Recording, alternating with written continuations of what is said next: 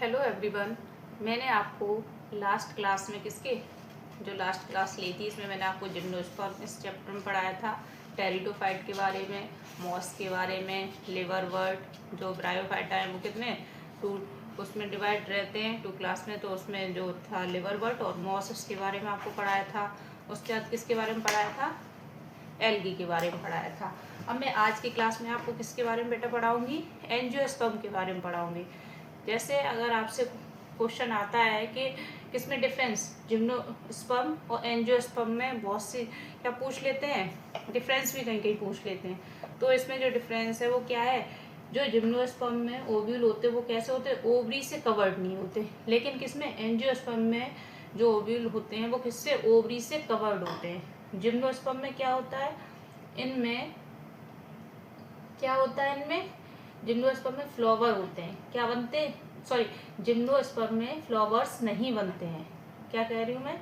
Gymnosperms जो होते हैं उनमें फ्लावर्स नहीं बनते हैं। और एंजियोस्पर्म्स में क्या होता है? फ्लावर्स बनते हैं। इनकी वुड कैसी होती है? जिम्नोस्पर्म की हार्ड होती है। एंजियोस्पर्म की कैसी होती है? सॉफ्ट होती है। ओके। और उसी तरीके से मैं इसमें आपको अब आगे क्या पढ़ाऊंगी? एंजियोस्पर्म पढ़ाऊंगी। ओके।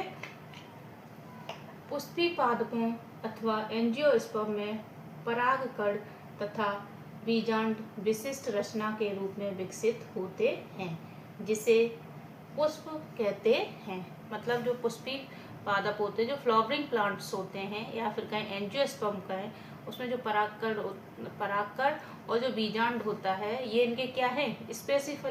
स्पेसिफिक क्या है? स्ट्रक्चर है, जिसे हम क्या कहते हैं? पुष्प कहते हैं। क्या कहते हैं? पुष्प मतलब फ्लावर कहते हैं।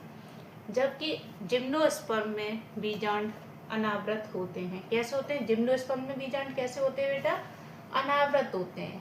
या फिर आपका क्वेश्चन पूछ लिया जाता है कि फ्लावरिंग प्लांट इनमें से कौन से? एंजियोस्पर्म की जिम्नोस्पर्म? तो आपको क्या बताना पड़ेगा? एंजियोस्पर्म।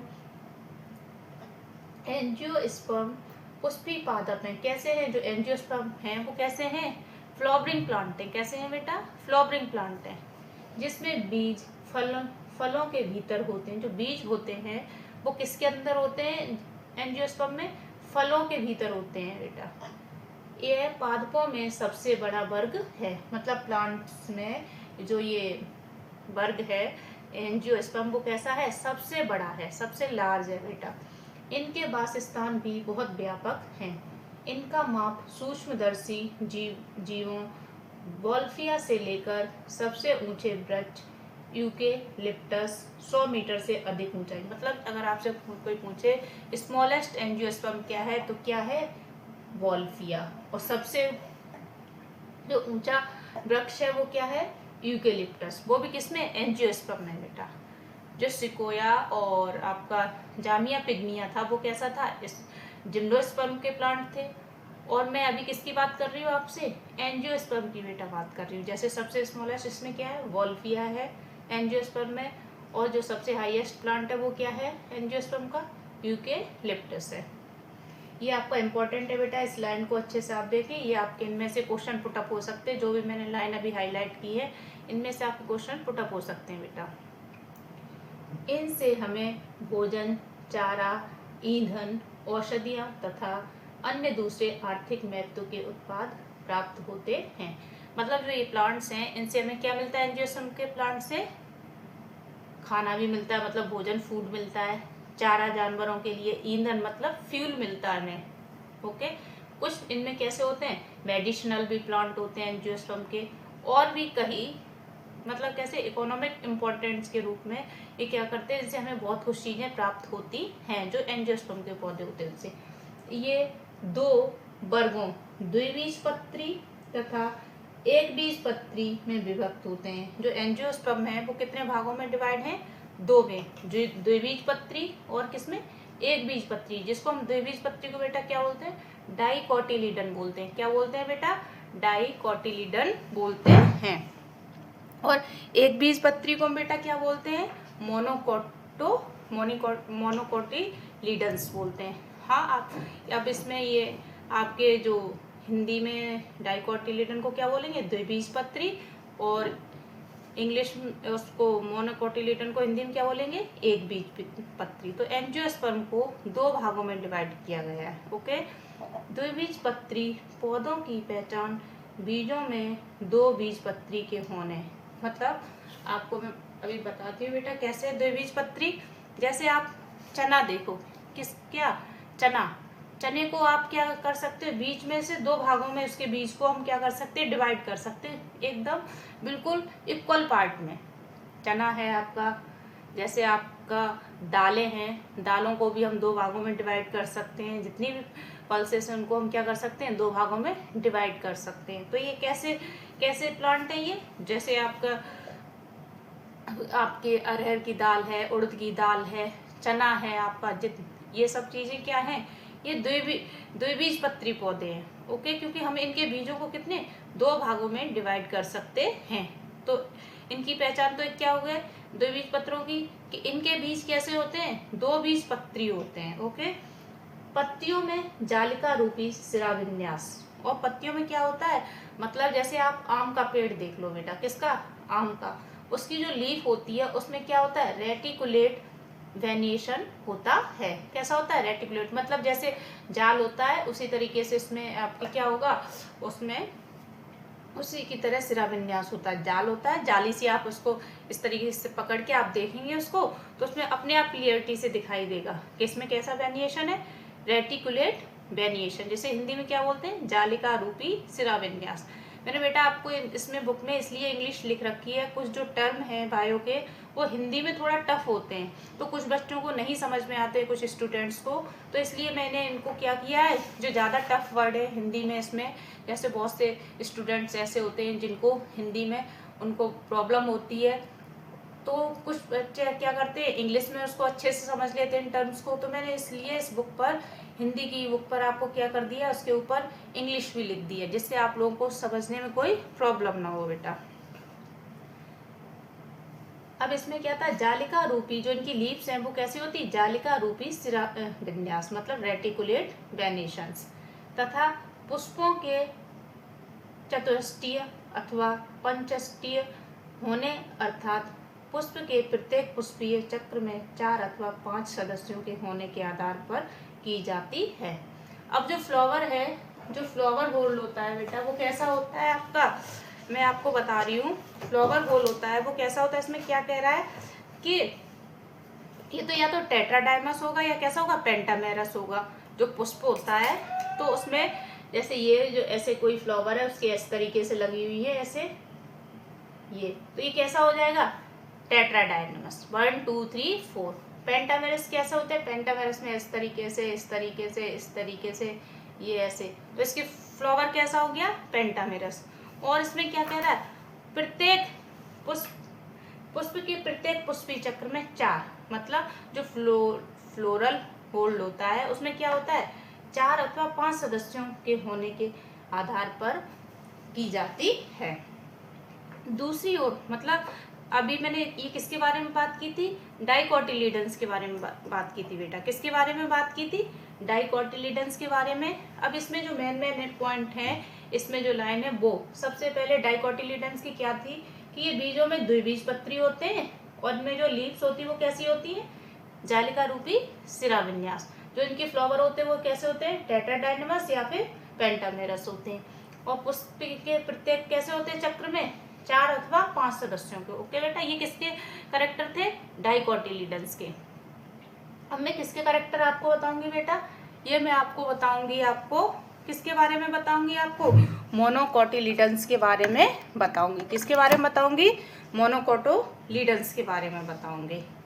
ओके, अब क्या इसमें कह रहा है मोनोकोटिलीडन्स के बारे में, एक बीजपत्री पौधों के बीज में केवल एक बीजपत्र का होना, मतलब जो एक बीजपत्री होते हैं मोनोकोटिलीडन्स जो प्लांट होते हैं उनमें केवल एक बीज होता है।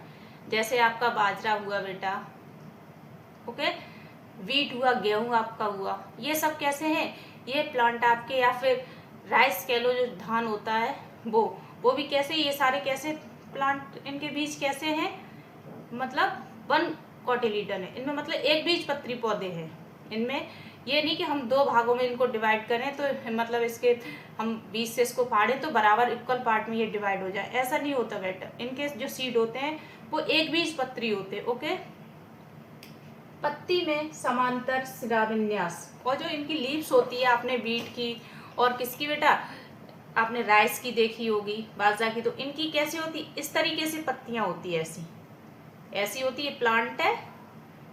ओके, तो इस तरीके से इसमें क्या लगी होती है, ये क्या है, पैरेलल है। ओके, पैरेलल श्राविन्यास मतलब पैरेलल वेरिएशन होता है। तो इसमें इस तरीके से, ये इस तरीके से होती है बेटे, इस तरीके से इसमें लाइनें होती हैं और इस तरीके से। और डाइकोटिलीडन की पत्तियां कैसी होती है, जैसे ये आम है, आम की पत्ती है। ओके, और इसमें इस तरीके से ये मिडरिब है। अब इसमें क्या, इस तरीके से जालिका विन्यास होगा, इसमें रेटिकुलेट होगा। ये आम किसका है, ये डाइकोट की लीफ है आपकी, किसकी, ये डाइकोट लीफ है। ये क्या है, मोनोकोट लीफ है बेटा, मोनोकोट लीफ। ओके, अब ये क्या है, इसमें ये जाल का हो गया, कैसा हो गया, ये रेटिकुलेट वेनिएशन। ये क्या शो कर रहा है, रेटिकुलेट वेनिएशन, रेटिकुलेट वेनिएशन। और ये क्या कर रहा है, पैरेलल वेनिएशन शो कर रहा है। क्या कर रहा है, पैरेलल वेनिएशन ये शो कर रहा है। ओके, तो ये इस तरीके से। और इनके बीज कैसे होते हैं, जैसे हमारा ये क्या है, इसमें ये मैंने जैसे किसका, अब ये मैंगो की मैंने लीफ दी, तो आप मैंगो का ही आप सीड देख लो। मैंगो का सीड किस तरीके से होता है बेटा, इस तरीके से होता है उसका सीड, इस तरीके से, इस तरीके से होता है। अगर हम उसको फाड़ेंगे बीज से तो उसका एक भाग ऐसा निकलेगा और दूसरा भाग भी इस तरीके से उसमें निकलेगा। तो ये दो भागों में इसके बीज हो गए। तो ये किसका, ये डाइकोट का करेक्टर है, किसका है, डाइकोट का। लेकिन आप अगर बीट देखें या राइस देखें तो उसको हम बीज से भाग, इसका पार्ट फाड़ें तो इक्वल पार्ट में नहीं डिवाइड हुआ, तो ये किसका करेक्टर हो जाएगा, ये मोनोकोट का सीड है। किसका है, ये मोनोकोट सीड है। ये क्या है, डाइकोट का सीड है। तो ये क्या होगा, ये इसके मेन करेक्टर होते हैं। अब ये क्या है, इसमें मैंने आपको बताया था टेट्राडाइनमस,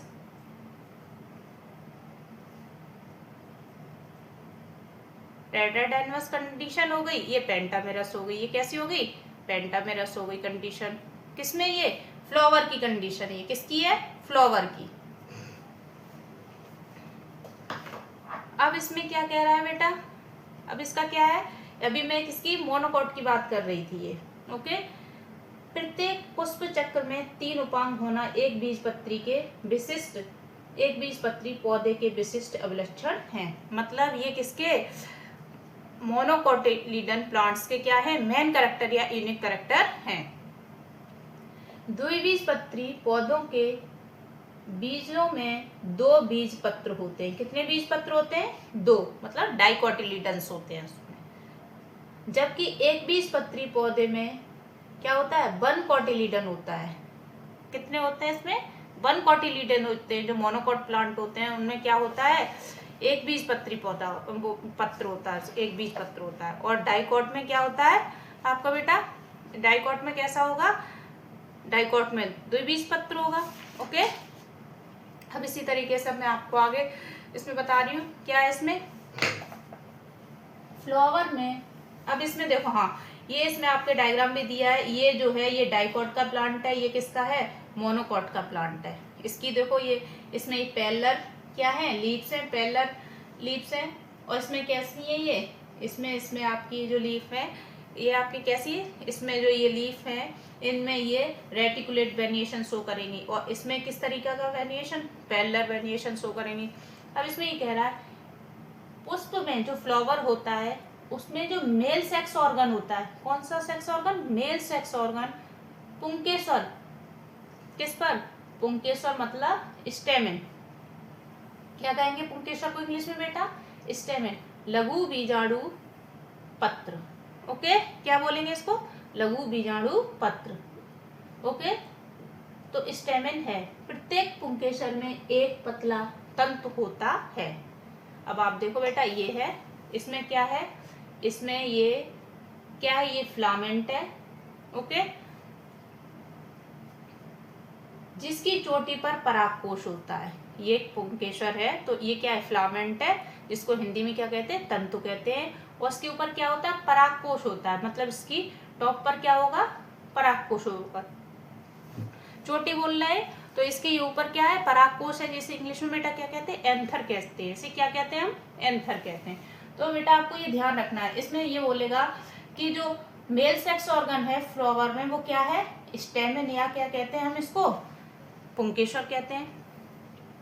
परागकोश के अंदर पराग मात्र कोशिका अर्धसूत्रण द्वारा विभाजित होकर लघु बीजाणु बनाती है। अब जो परागकोश है इसमें, तो वो क्या बनाएगा, जो एंथर है उसके अंदर क्या होती है, एंथर के अंदर क्या होती है, इसमें क्या लिखा है, क्या लिखा है, पराग मात्र कोशिका लिखी हुई है। इसमें क्या लिखा हुआ है, पराग मात्र कोशिका लिखी हुई, जो इसमें मदर सेल्स होती है वो क्या बनाएंगी, जब मियोसिस डिवीजन होगा, ये क्या हो रहा है यहाँ पर, मियोसिस डिवीजन हो रहा है।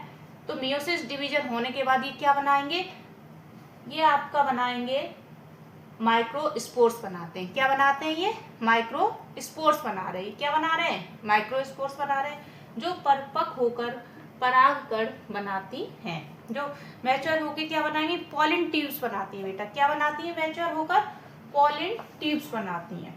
पहले तो आपको क्वेश्चन ये पूछ लिया जाएगा, जो परागकोश के अंदर जो क्या है, मेगास्पोर मदर सेल हैं, वो क्या कौन सा डिवीजन करती है, तो मियोसिस डिवीजन करती हैं। कौन सा डिवीजन होता है इनमें, जब मियोसिस डिवीजन होता है तब इसमें क्या बनते हैं, माइक्रोस्पोर्स बनते हैं बेटा। और इसमें मैच्योर होकर पॉलन ग्रेन के अंदर मैच्योर होते हैं ये, ओके।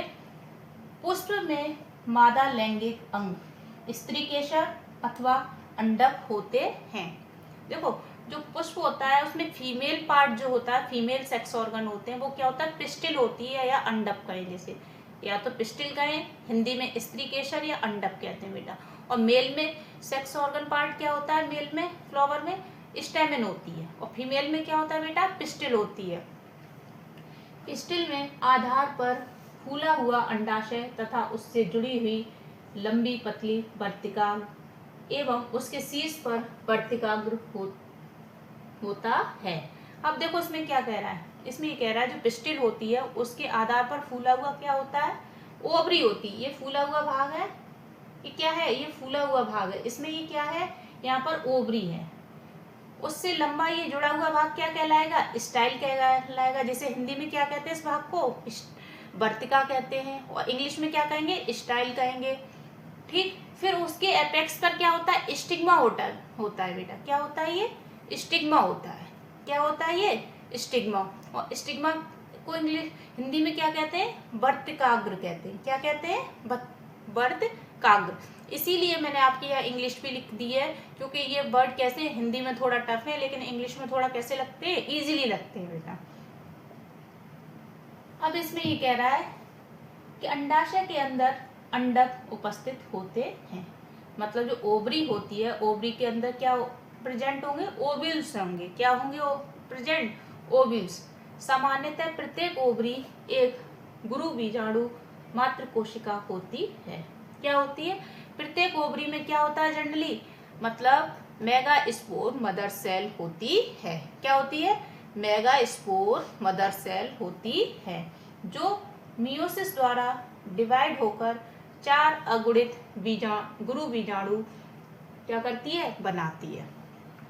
अब ये क्या करेगी, क्या मियोसिस डिवीजन इसमें होगा, तब ये क्या बना देगी, 4 हैप्लॉइड मेगास्पोर बना देती है। क्या बना देती है, 4 हैप्लॉइड मेगास्पोर बनाती है, ओके। जिसमें से 3 अविकसित होती हैं। जिसमें से क्या होगी, इनमें से अब इसमें क्या होगा, 3 तो क्या हो जाएंगी, डिजर्नेट हो जाती हैं, और एक विभाजित होकर क्या बनाती है, एम्ब्रियो सेक बनाती है। क्या बनाएगी, एक विभाजित होकर एम्ब्रियो सेक बनाती है। प्रत्येक भ्रूण कोश में 3 कोशिकीय क्या होता है, मतलब 3 सेल का क्या होगा, एग एपरेटर्स। क्या होगा, एक तो एग एपरेटर्स होगा 3 सेल्स का, और क्या होगी, एक एग सेल होगा तथा 2 सिनर्जिड्स सेल्स होंगी, क्या होगी, और 2 क्या होगी, सिनर्जिड सेल्स होगी, जिन्हें हम हिंदी में क्या कहते हैं, सहायक कोशिकाएं कहते हैं। और 3 क्या होगी, एंटीपोडल सेल्स तथा 2 ध्रुवीय कोशिकाएं होती हैं। ध्रुवीय कोशिकाओं के इंग्लिश में बेटा हम पोलर न्यूक्लियाई कहते हैं। क्या कहते हैं, पोलर न्यूक्लियाई कहते हैं। जैसे आपकी 12th की बुक में, आपकी जो एनसीईआरटी बुक है, आपका कौन सा चैप्टर है, सेकेंड चैप्टर ही है, जिसमें सेक्सुअल रिप्रोडक्शन फ्लावरिंग पार्ट, मतलब इसमें ये हेडिंग पड़ी है flower a fascinating organ of angiosperms. तो इसके ये इसमें क्या है, रिप्रोडक्शन के बारे में बात की गई है। तो देखो इसमें आपका क्या बोला था, इसमें बुक में ये बोल रहा है आपके कि इसमें क्या है, जो इसमें ये बना हुआ है एम्ब्रियो सेक, ये एम्ब्रियो सेक है, ये इसका क्या है, चलाजल एंड है ऊपर साइड में, और नीचे की साइड में क्या है, माइक्रोफाइलर एंड है बेटा। ठीक, अब इसमें ये बोल रहा है इसमें कि एम्ब्रियो सेक बनाती है, प्रत्येक एम्ब्रियो सेक में 3 कोशिकीय मतलब 3 सेल्स की क्या होती है, एग एपरेटर्स होते हैं। क्या होते हैं इसमें, एग एपरेटर्स होते हैं। और 1 सेल की क्या होती है, एग सेल होती है। क्या होती है, एग सेल होती है। तथा सिनर्जिड सेल्स होती हैं। ये देखो ये इसमें क्या है, सिनर्जिड सेल्स है। क्या है इसमें, ये सिनर्जिड सेल्स हैं। फिर इसमें क्या बोल रहा है, और 3 क्या होती है, एंटीपोडल सेल्स होती हैं। ये देखो ये आपकी क्या है, 3 एंटीपोडल सेल्स हैं इसमें एम्ब्रियो सेक के अंदर। फिर इसमें क्या कह रहा है, 2 पोलर क्या होते हैं, न्यूक्लियाई होते हैं। ये 2 पोलर क्या है, न्यूक्लियाई है। क्या है बेटा इसमें, ये 2 पोलर न्यूक्लियाई होते हैं। 2 पोलर न्यूक्लियाई सेल्स आपस में जुड़ जाती हैं। ये दोनों, ये जो 2 पोलर न्यूक्लियाई सेल्स हैं, ये देखो इधर तो अलग अलग हैं, अब यहाँ इनका क्या हुआ, फ्यूजन हुआ, जुड़ गए दोनों, जिससे डिप्लॉयड सेकेंडरी न्यूक्लियस बनता है। जिससे क्या बनेगा, डिप्लॉयड सेकेंडरी न्यूक्लियस बनता है। मैंने आपको ये डायग्राम में इसलिए समझा दिया, इसमें आपको समझ में आ जाए कि ये एंटीपोडल सेल्स हैं, ये पोलर न्यूक्लियाइस हैं। ये क्या है, इसमें ये पूरा क्या है, ये चीज सेंट्रल सेल है। ये क्या है, एग है। इसमें ये क्या बनी है, 2 सिनर्जिड सेल्स बनी है। ये क्या है, फिलीफॉर्म एपरेटर्स है, जिसको हमने यहाँ पर क्या कहा था, फिलीफॉर्म एपरेटर्स को एग एपरेटर्स कहा था। ओके बेटा, तो आप इसको और अच्छे से डिफाइन करके एंजियोस्पर्म जो रिप्रोडक्शन सिस्टम है वो आप किसमें पढ़ सकते हैं, आप अपनी 12th वाली बुक से भी इसको अच्छे से और डीपली पढ़ सकते हैं। इसमें तो अभी एंजियोस्पर्म के केवल फ्यूचर बताए गए इस बुक में। ओके, अब इसमें क्या है, इसमें क्या बनता है, जिससे ये क्या होता है, आपस में जुड़ जाती हैं, जिससे डिप्लॉयड सेकेंडरी न्यूक्लियस बनता है। अब इसमें क्या हुआ, इस डिप्लॉयड न्यूक्लियस बना। पॉलिन ग्रेन्स परागकोश से निकलने के बाद हवा अथवा अन्य एजेंसियों द्वारा स्त्री केसर के वर्तिकाग्र स्थानांतरित कर दिए जाते हैं। अब क्या हुआ, ये हवा के द्वारा क्या हुआ, पॉलीग्रेन बाहर एंथर से क्या हुआ, निकलने के बाद हवा से कि और सब चीज़ों के उसमें एजेंसियों से, मतलब दूसरी चीज़ों के साथ रिलेट होने के बाद ये क्या करते हैं, पिस्टिल के जो स्टिग्मा है उससे जाएगी और क्या हो जाती है, तुरंत स्थानांतरित कर दिए जाते हैं। इस स्थानांतरण को पॉलिनेशन कहते हैं। क्या कहते हैं, जो इसके स्थानांतरण होता है इनका, इसको हम क्या कहते हैं, पॉलिनेशन कहते हैं बेटा। क्या कहते हैं इसको, पॉलिनेशन कहते हैं। इंग्लिश में क्या कहते हैं, पॉलिनेशन, और हिंदी में क्या कहेंगे, परागगण कहते हैं। क्या कहते हैं बेटा, परागगण। परागकण, अब बेटा देखो परागगण और परागकण में अंतर होता है। परागगण को पॉलिनेशन और परागकण को क्या कहते हैं, पॉलिन ग्रैंड कहते हैं। पॉलिन ग्रैंड स्टिग्मा अंकुरित होते हैं। पॉलिन ग्रैंड में क्या अंकुरित होते हैं, पॉलिन ग्रैंड वर्तिकाग्र में अंकुरित होते हैं। जो पॉलिन ग्रेन्स होते हैं वो कहाँ, ये पॉलिन ग्रेन्स है वो किसमें जर्मिनेट होंगे, स्टिग्मा के अंदर। किसके अंदर होंगे, स्टिग्मा है, ये स्टिग्मा है, इसके अंदर क्या होंगे, ये जर्मिनेट होंगे, जिससे पॉलिन ट्यूब बनती है। क्या बनेगी इससे, पॉलिन ट्यूब, जिसको या इंग्लिश में हिंदी में हम क्या कहेंगे, पराग नली कहते हैं। क्या कहते हैं बेटा इसको, पराग नली। पराग नली वर्तिकाग्र तथा वर्तिका के ऊतकों के बीच से होती बीजांड तक पहुंचती है।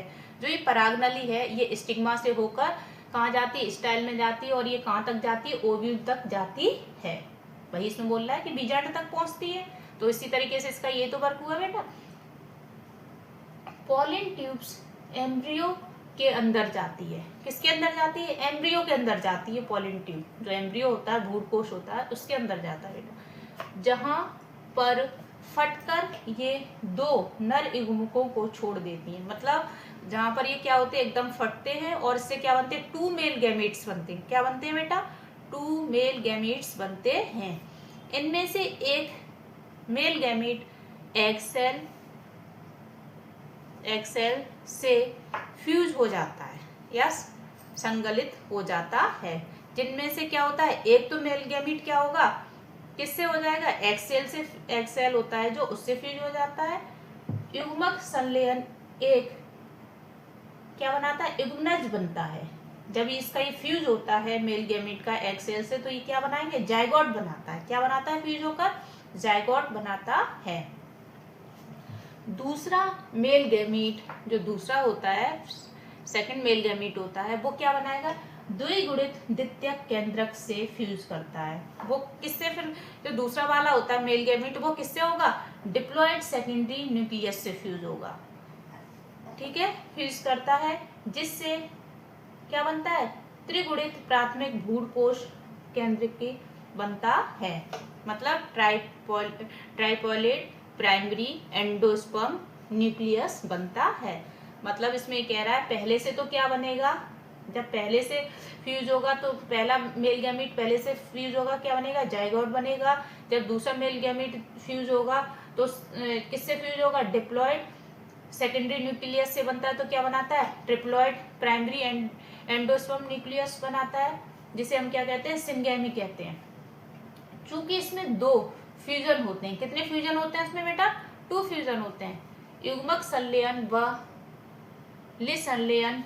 इसको हम क्या कहते हैं, इसलिए इसे डबल फर्टिलाइजेशन कहते हैं, क्योंकि इसमें 2 बार फर्टिलाइजेशन हुआ है, फ्यूजन की नहीं हुआ है, इसलिए हम इसको क्या कहते हैं, डबल फर्टिलाइजेशन कहते हैं, या क्या कहेंगे हिंदी में, द्विनिषेचन बेटा कहते हैं। द्विनिषेचन एंजियोस्पर्म का अद्वितीय गुण है। जो इसमें ये डबल फर्टिलाइजेशन जो प्रोसेस हुई है, ये क्या है, जो एंजियोस्पर्म है इसका क्या है, ये यूनिक कैरेक्टर है। ये सबसे इंपॉर्टेंट कैरेक्टर क्या है कि एंजियोस्पर्म्स के प्लांट में क्या होता है बेटा, डबल फर्टिलाइजेशन होता है। ओके, जायगोट एम्ब्रियो में विकसित होता है। जो जायगोट होता है ये कहाँ विकसित होगा, एम्ब्रियो में इसका डेवलप होता है। और ये होता क्या, दोनों ही जो एक बीजपत्री होते हैं उनमें भी, जिससे एक अथवा 2 बीजपत्र हो सकते हैं। इसमें क्या हो सकता है, एक बीजपत्र भी हो सकता है। उसमें क्या होगा, जब जायगोट बनेगा तो वो जायगोट कैसा होगा, एक बीजपत्री भी हो सकता है और 2 बीजपत्री भी हो सकता है। ओके, और प्राथमिक भ्रूणकोश केंद्रक भ्रूणकोश में विकसित हो जाता है। जो इससे प्राइमरी एंडोस्पर्म न्यूक्लियस था वो किस में डेवलप हो, क्या हो जाएगा, ये किस में डेवलप हो जाएगा, भ्रूणकोश में, एम्ब्रियो सेट में क्या हो जाएगा, इसका डेवलप हो जाएगा। किसका, प्राइमरी एंडोस्पर्म न्यूक्लियस का। एंडोस्पर्म विकासशील भ्रूण को पोषण प्रदान करता है। क्या करता है, विकासशील जो भ्रूण है उसके डेवलपमेंट के लिए क्या करता है, उस भ्रूण को क्या करेगा, पोषण प्रदान करता है, उसको न्यूट्रिशन प्रदान करता है। इन घटनाओं के दौरान बीजांड से बीज बनते हैं। जब ये सारी फिनोमिनन होते, जब सारी ये घटनाएं होती हैं तो क्या बनता है, बीजांड से बीज बनता है बेटा। क्या बनता है, ओव्यूल से सीड बनता है। ये क्वेश्चन पूछ लिया जाता कि ओव्यूल से क्या बनता है, उसमें क्या देते थे, आपके 4 ऑप्शन दे देंगे और आपको पता होगा तभी तो बताएंगे कि ओव्यूल से क्या बनता है, बीज बनता है। और ओवरीज से क्या बनता है, फ्रूट बनता है। जो ओवरीज होती हैं उनसे क्या बनता है, फ्रूट बनता है, या अंडाशय से फल बन जाता है। ये भी आपकी सारी लाइन कैसी है, इंपॉर्टेंट है। निषेचन के बाद सहायक कोशिकाएं तथा प्रत्यासन कोशिकाएं लुप्त हो जाती हैं। अब इसमें क्या है, जब इनमें फर्टिलाइजेशन हो जाता है उसके बाद सिनर्जिड सेल्स और एंटीपोडल सेल्स क्या होती है, डिजनरेट हो जाती हैं। और इसी के साथ ये क्या है, इसकी लाइफ साइकिल क्या हो गई, एंजियोस्पर्म की जो लाइफ साइकिल है वो कैसी हो गई, ये कंप्लीट हो गई इस तरीके से इसमें। तो इसमें आपका जो एंजियोस्पर्म था उसकी किसके बारे में बात की गई थी, लाइफ साइकिल के बारे में बात की गई थी। और एंजियोस्पर्म कितने भागों में डिवाइड किया गया था बेटा, 2 पार्ट्स में डिवाइड किया गया था, डाइकोटिलीडन और मोनोकोटिलीडन्स। मैंने डाइकोटिलीडन्स के कुछ फीचर्स बताए थे और कुछ फीचर किसके बताए थे, मोनोकोटिलिडन्स के बताए थे। ओके, अब इन सब चीज़ों का आप ये ध्यान रखना कहाँ कितनी बनती है। 4 हैप्लॉइड मेगास्पोर से क्या बनता है, या फिर इस मदर सेल से क्या बनता है, इसमें कितने एग एपरेटर्स होते हैं, कितने एग सेल होते हैं, कितनी एंटीपोडल सेल्स होती हैं, कितने पोलर न्यूक्लियाई होते हैं, ये आपको ध्यान रखना है बेटा। कितने पोलर न्यूक्लियाई होते हैं, 2 पोलर न्यूक्लियाई होते हैं, 3 एंटीपोडल सेल्स होती हैं, 3 क्या होते हैं, एग एपरेटर सेल्स होती हैं, 1 क्या होता है, एग सेल होती हैं। और जब क्या होता है, जब स्त्री केसर के वर्तिकाग्र का क्या होता है, स्थानांतरण कर दिया जाता है, तो उससे क्या होता है, पॉलिनेशन होता है। और जब इन दोनों का क्या होता है, फ्यूजन होता है, तब क्या होता है, फर्टिलाइजेशन होता है। और जाइगोट से क्या बनता है, एम्ब्रियो बनता है। ये बेटा आपको सारी चीजें बहुत ही अच्छे से ध्यान रखनी है। ओके, अब मैं आगे आपको क्या पढ़ा रही हूँ, पादप जीवन चक्र तथा संततित या पीढ़ी एकांतरण के बारे में पढ़ाऊंगी बेटा। इसमें पादप में अगुणित तथा द्विगुणित कोशिकाएं माइटोसिस द्वारा विभक्त होती हैं।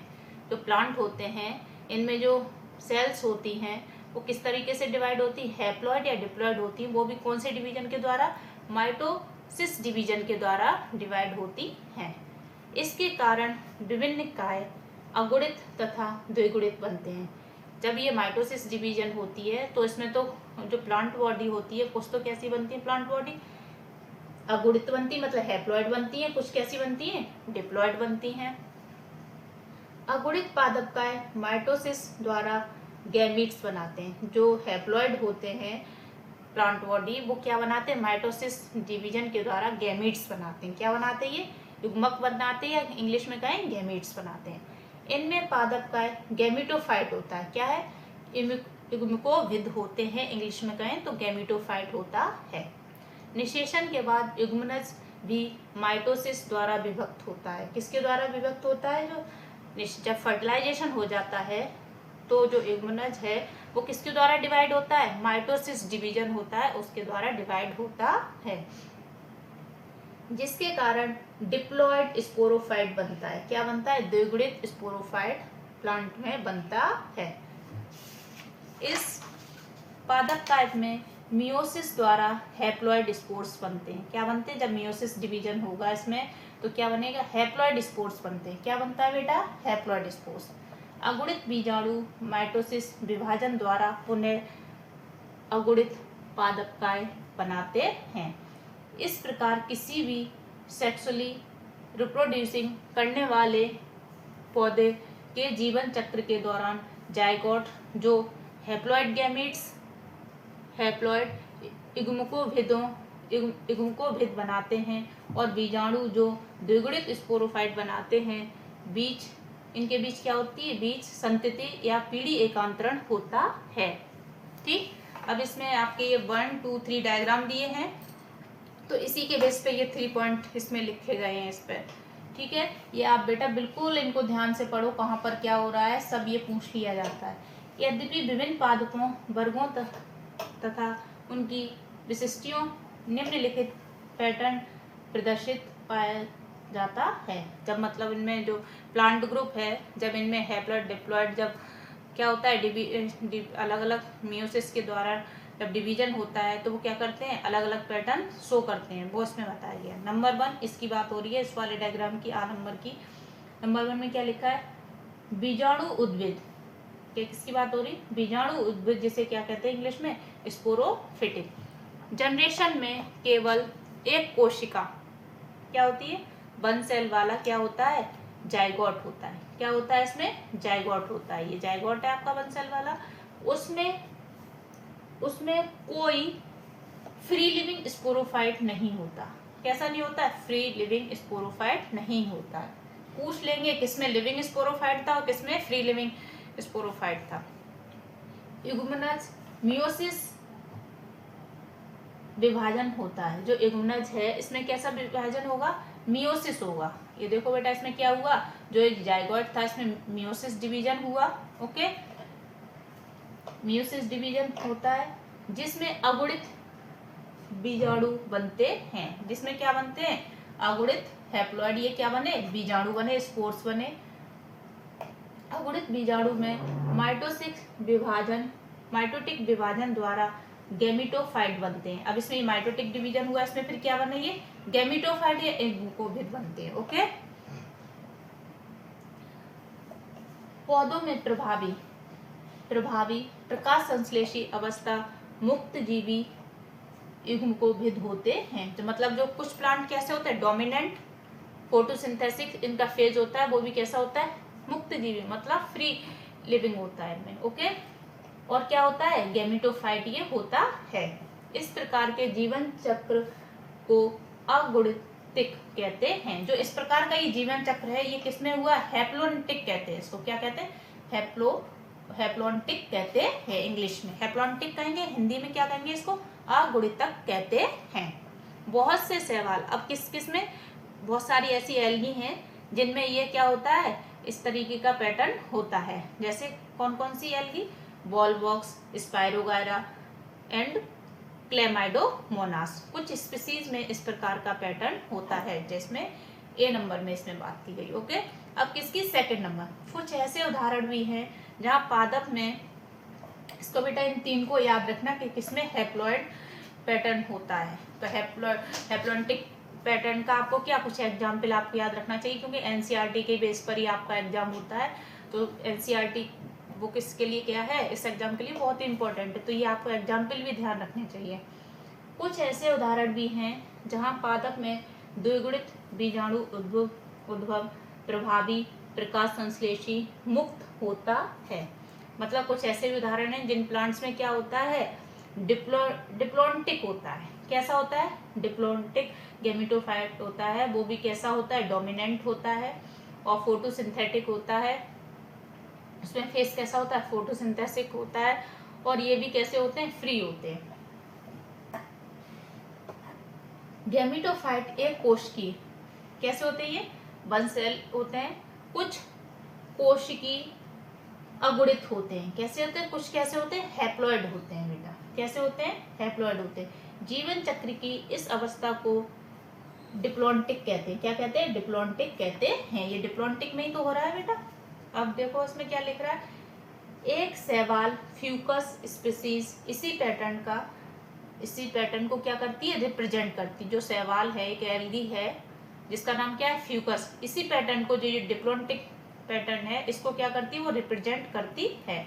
साथ ही सभी बीजीय पादप जिम्नोस्पर्म व एंजियोस्पर्म इसी पैटर्न का अनुसरण करते हैं। कौन कौन से, जितने भी बीजीय पादप हैं वो, और जो एंजियोस्पर्म है, जिम्नोस्पर्म है, वो इसी पैटर्न का क्या करते हैं, अनुसरण करते हैं।